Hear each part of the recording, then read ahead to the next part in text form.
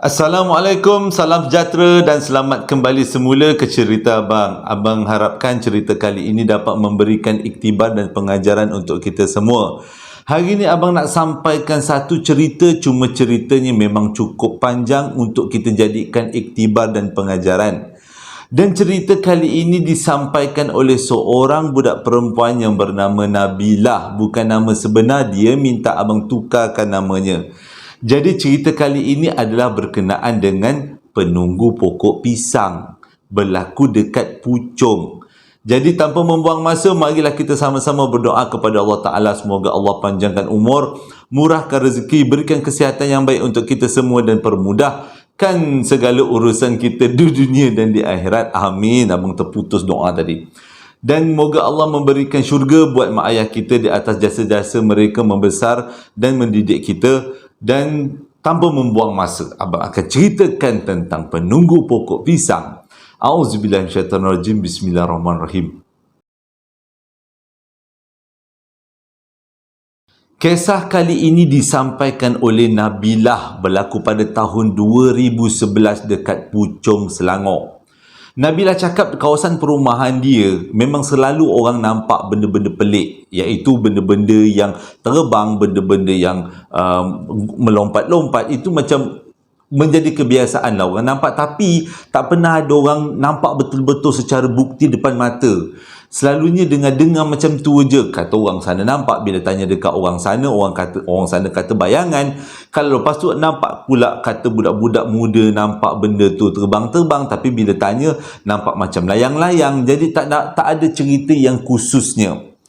Rumah Nabilah ni, dia duduk dengan atuk nenek dia. Rumah Nabilah ni dekat satu kawasan taman perumahan sebenarnya. Dan taman perumahan tu ada banyak rumah teres 2 tingkat.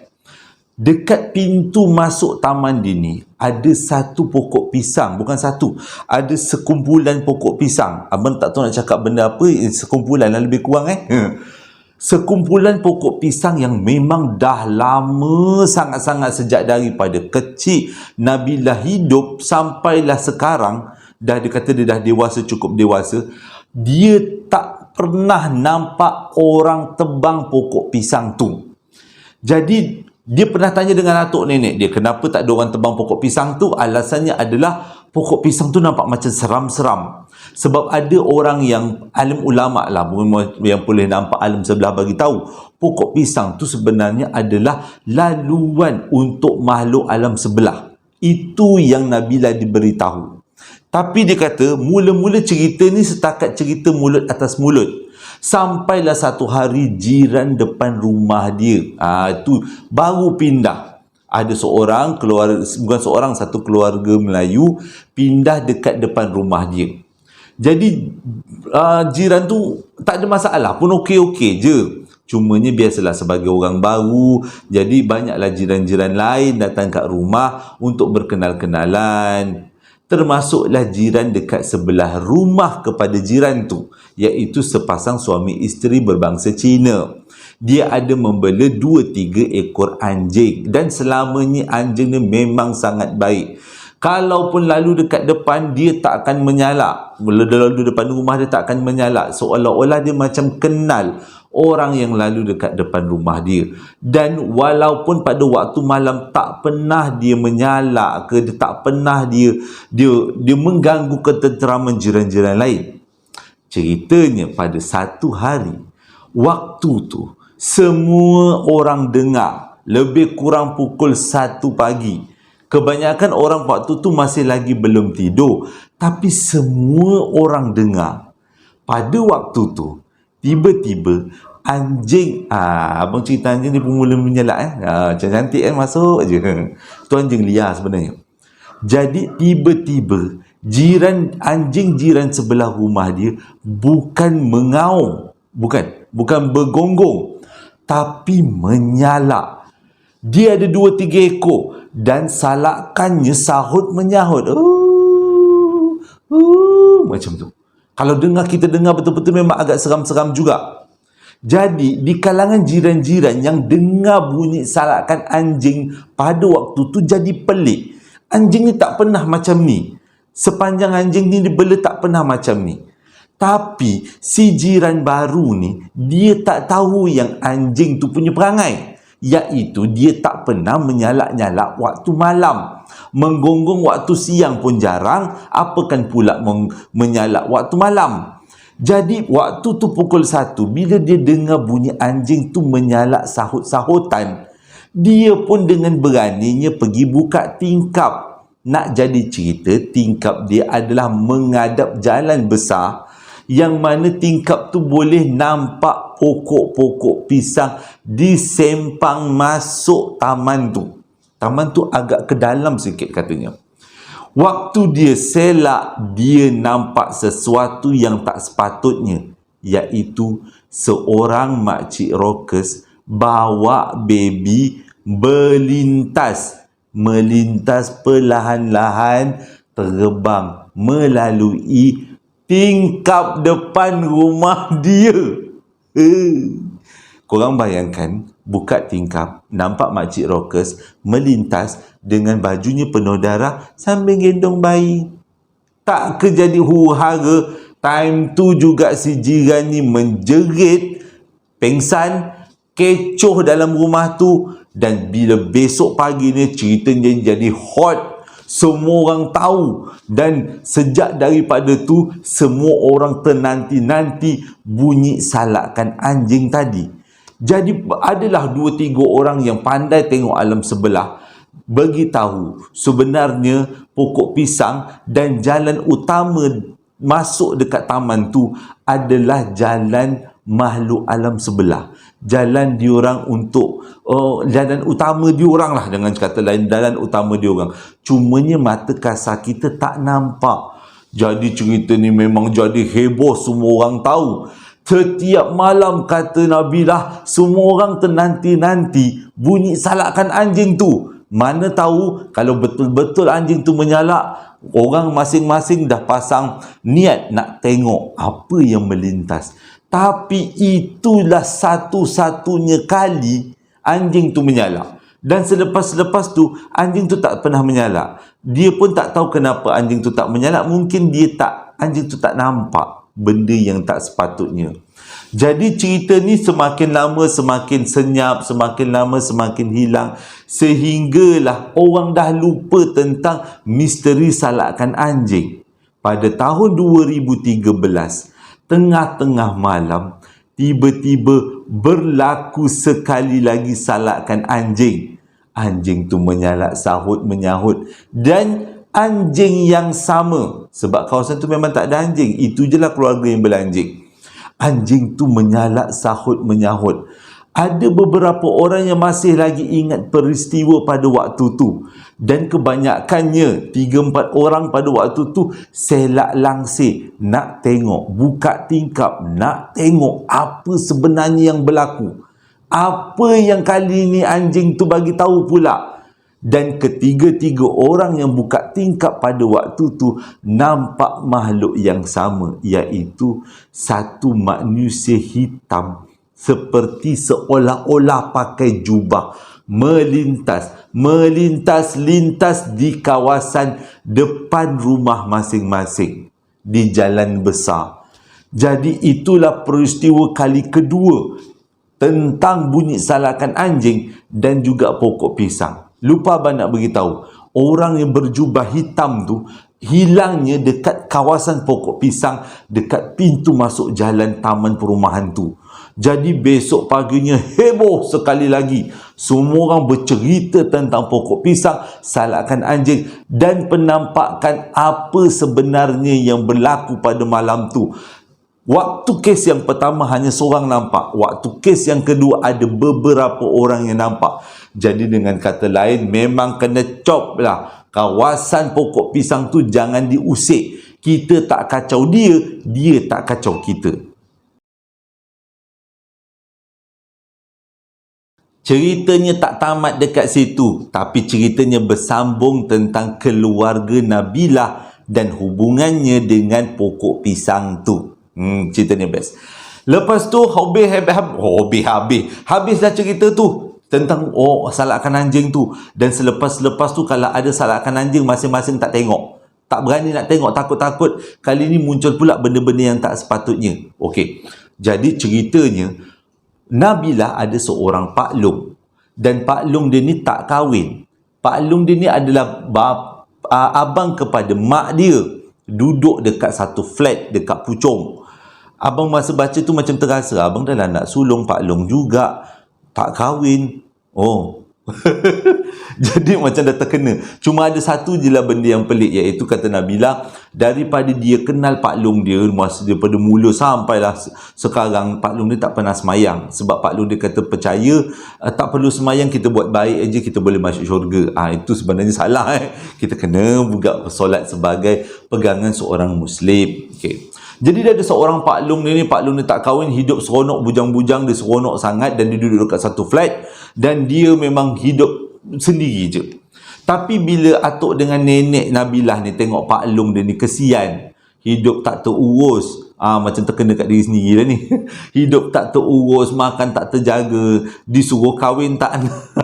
Disuruh kahwin tak nak, cerewet, nak tu, nak ni, nak yang macam Nelofa. Nelofa. Nak yang macam yang cantik-cantik lah, macam-macam lah alasan. Akhirnya atuk dengan nenek dia ni jemputlah Pak Long dia. Daripada kau tinggal sorang-sorang dekat flat tu, makan minum tak terjaga, kau tinggallah dengan abah dengan mak dekat rumah ni.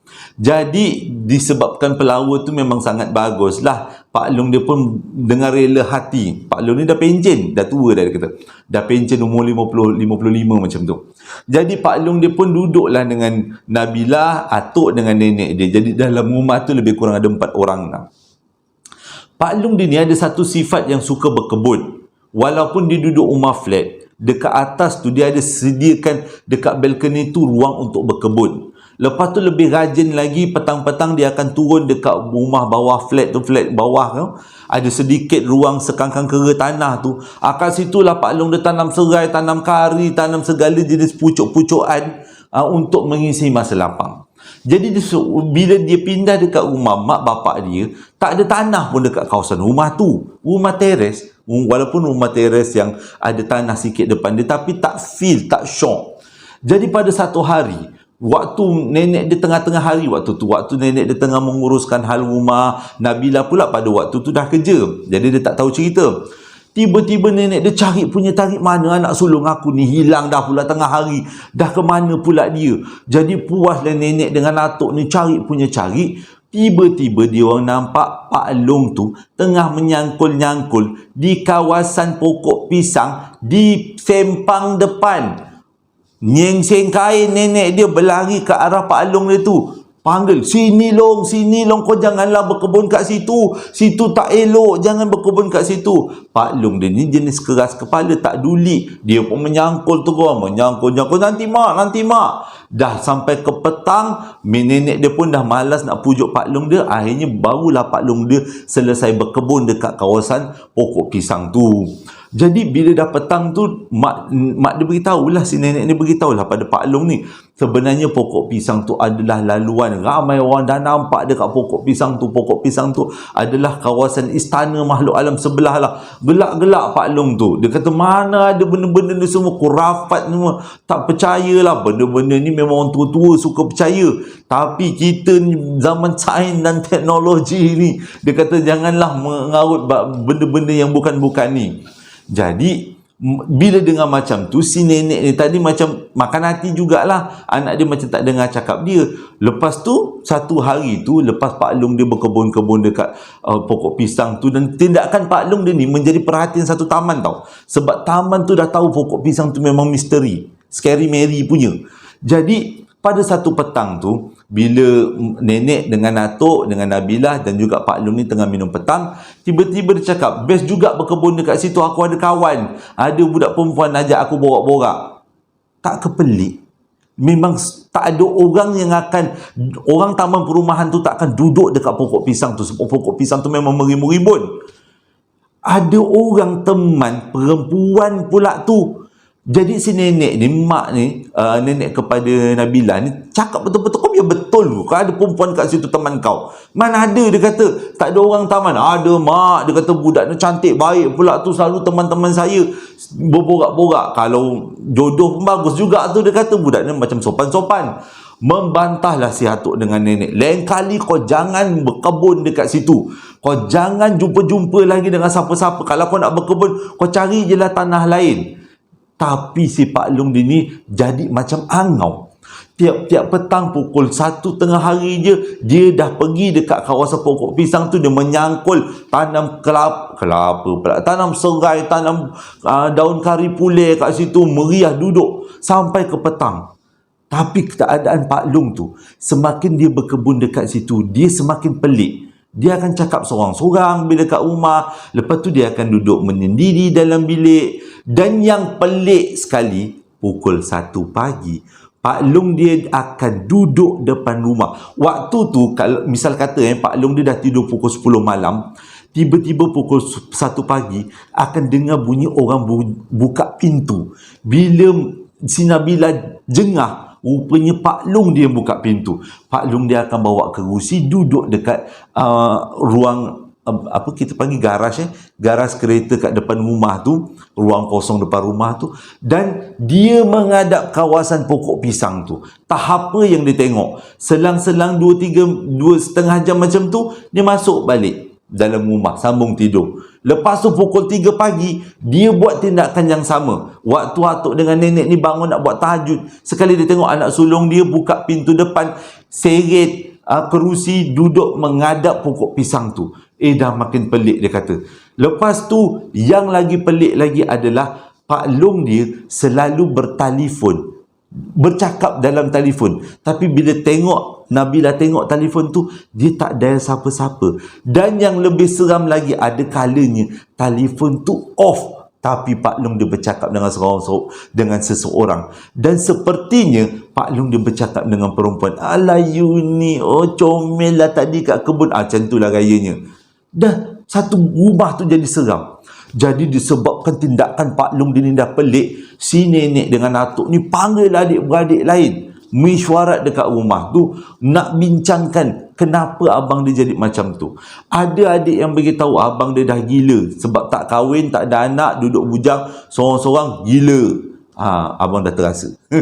Jadi ada juga yang beritahu mungkin stres sebab duit pencen tak banyak, lepas tu tak boleh nak beli macam-macam, jadi mungkin stres. Itu antara sebab-sebabnya. Tapi tindakan Pak Long dia selepas tu memberi kejutan kepada semua orang. Keadaan Pak Long dia dah semakin teruk. Bercakap sorang-sorang, telefon sorang-sorang, berkebun sorang-sorang sampai tengah-tengah malam, pukul 9 malam, duduk dekat kebun pisang tu, tak berborak dengan siapa. Jadi benda ni menjadi sangat serius. Di antara keluarga dia ada, Nabila kata ada seorang pakcik, adik kepada Pak Long dia. Dia ni macam orang yang jenis bersabar dan suka heart to heart talk. Dia suka kalau ada masalah berbincang hati ke hati. Jadi dia beritahu dengan mak dia, dia nak cuba berborak dengan Pak Long, nak tengok sebenarnya Pak Long ni macam mana, adakah dia masih lagi sedar ataupun dia dah memang minda, dia termasuk betul dekat alam sebelah. Jadi pakcik dia ni bawalah si Pak Long ni minum dekat satu kedai. Cubalah korek-korek apa yang berlaku, tapi tak dapat nak korek. Pak Long dia kata dia okey, dia sihat, cuma dia suka berkawan dengan kawan perempuan dia dekat pokok pisang tu. Lepas tu si pakcik dia ni cuba korek lagi macam mana bentuk perempuan tu, tapi dia kata budak perempuan tu biasa, pakai baju putih, rambutnya ikal mayang, mengurai-ngurai. Tapi dia baik, dia kata dia baik, dia sangat baik dan dia sangat sopan. Dia suka bertanya soalan-soalan dekat saya, dekat Abang Long. Jadi Abang Long rasa gembira sangat. Itu jawapan yang si pakcik ni dapat daripada abang sulung dia. Habis berborak tu, dia pun bawalah abang sulung dia ni hantar ke rumah mak ayah dia lah, rumah nenek dengan atuk.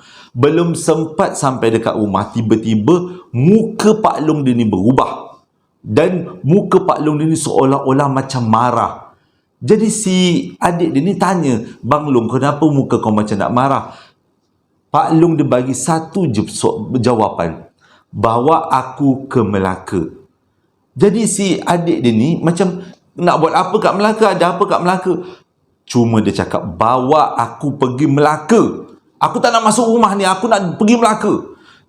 Tanpa pengetahuan atuk dengan nenek, dan pada waktu tu dah pun tengah malam, lebih kurang pukul 1 pagi, si adik ni bawa abang sulung dia ni pergi Melaka.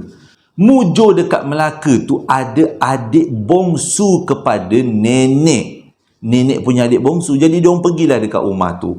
Pak Long kata dia nak duduk rumah tu, jangan cari-cari dia, jangan panggil-panggil dia, jangan tanya-tanya hal dia.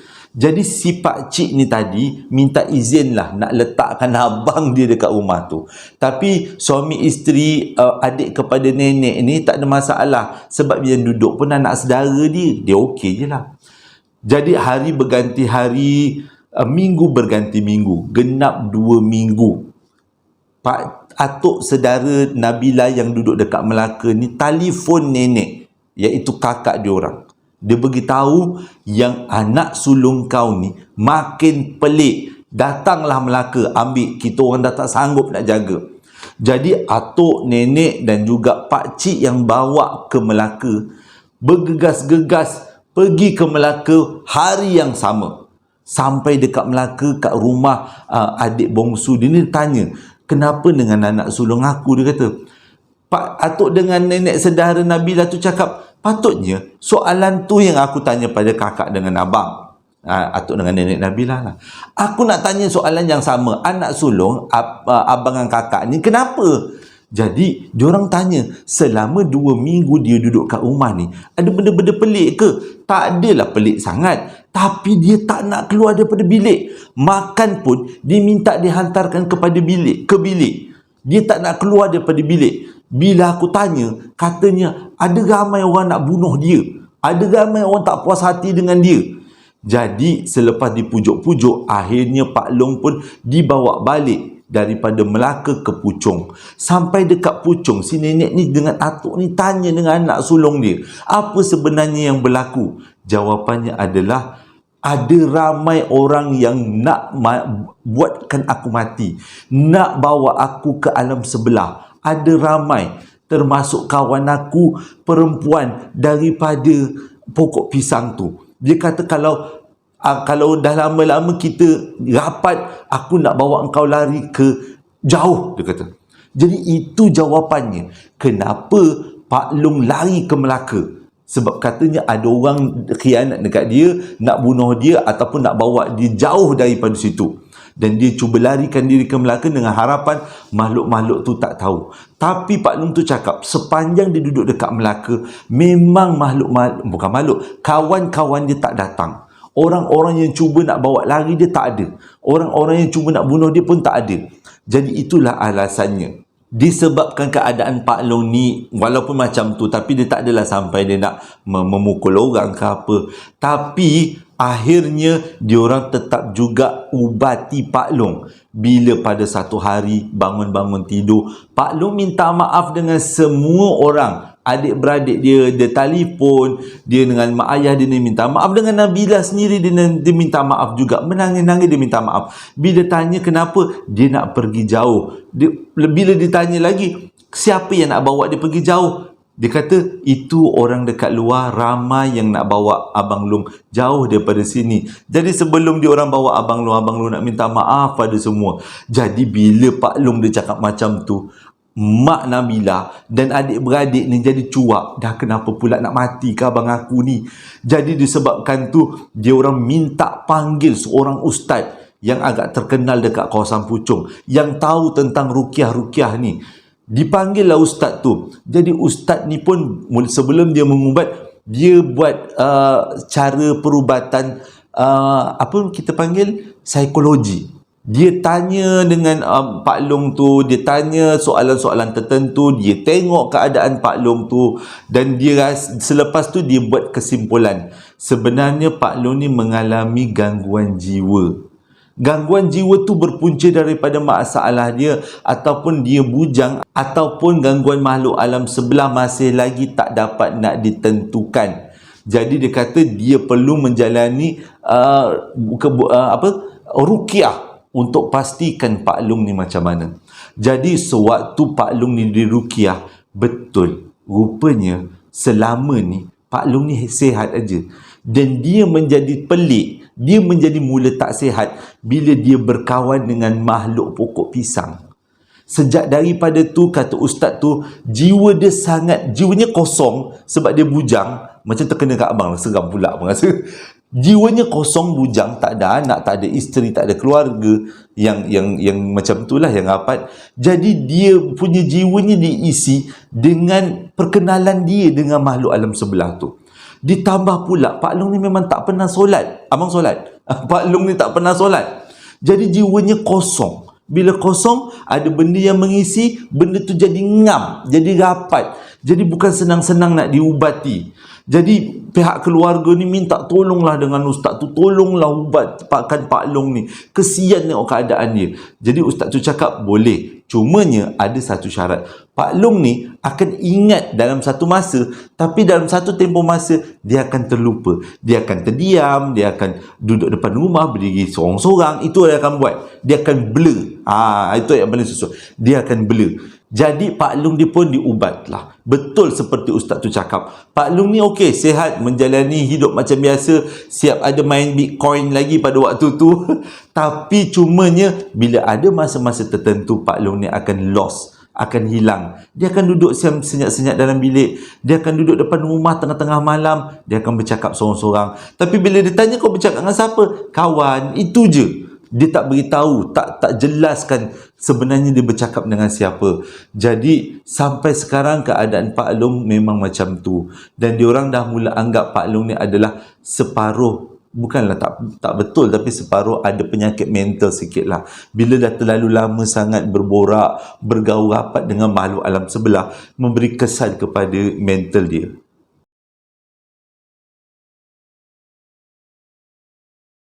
Bahaya sebenarnya kalau kita tak solat, jiwa kita kosong. Selepas tu dimasukkan dengan elemen daripada alam sebelah yang kita sendiri tak boleh nak kawal. Benda tu akan menyebabkan gangguan minda, gangguan otak. Jadi moralnya adalah kat sini abang kena kahwin kot. Yelah, insyaAllah lah.